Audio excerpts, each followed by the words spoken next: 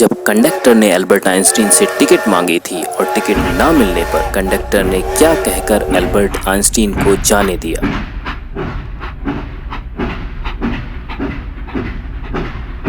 यह उस समय की बात है जब जनवरी 2000 में नॉर्थ कैरोलिना में शार्लेट शहर के नेता संघ ने अपने सबसे प्यारे बेटे बिली ग्राहम को उनके सम्मान में एक भोज पर आमंत्रित किया था।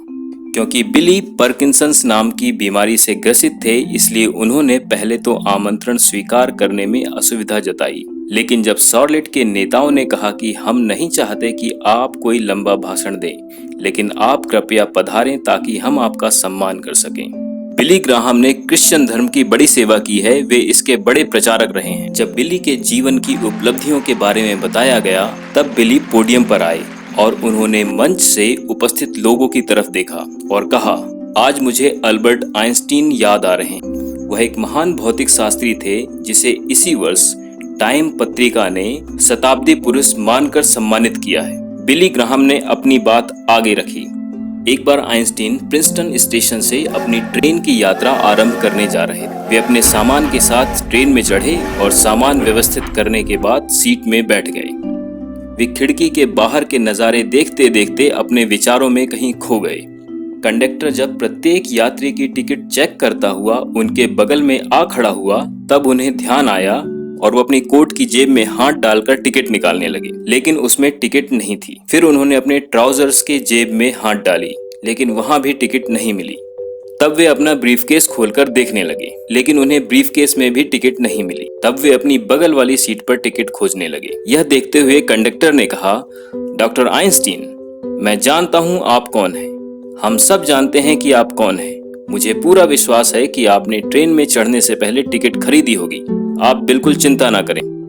नाखुश से आइंस्टीन ने हाँ में सिर हिला दिया। अब कंडक्टर बाकी के यात्रियों की टिकट चेक करते हुए आगे निकल गए।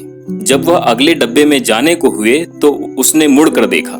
महान भौतिक शास्त्री अपने घुटने और हाथ के बल झुके हुए सीट के नीचे टिकट ढूंढ रहे थे। कंडक्टर वापस भाग कर आया और उसने कहा, डॉक्टर आइंस्टीन, आप चिंता न करें, मैं जानता हूँ आप कौन हैं। कोई बात नहीं, आपको टिकट दिखाने की कोई जरूरत नहीं है। मुझे विश्वास है आपने टिकट खरीदी ही होगी। अब आइंस्टीन खड़े हुए उन्होंने कंडक्टर की तरफ देखा और कहा, यंग मैन, ये तो मैं भी जानता हूँ कि मैं कौन हूँ, लेकिन मैं ये नहीं जानता कि मैं जा कहाँ रहा हूँ। पूरा सभागार हंसी से भर उठा था। बिली ग्राहम ने अपनी बात आगे रखी। आप लोग ये सूट देख रहे हैं जो मैंने पहना हुआ है, यह एकदम नया सूट है। मेरे बच्चे और नाती पोते कहते हैं कि मैं बुढ़ापे में कुछ गंदा और बेढंगा हो गया हूँ। मैंने हमेशा से हर छोटी छोटी बातों का ध्यान रखा है और कोई भी कमियां मुझे बर्दाश्त नहीं होती थी। इसलिए मैं बाजार गया और यह नया सूट खरीद लाया ताकि इसे मैं आज के कार्यक्रम में पहन सकूं।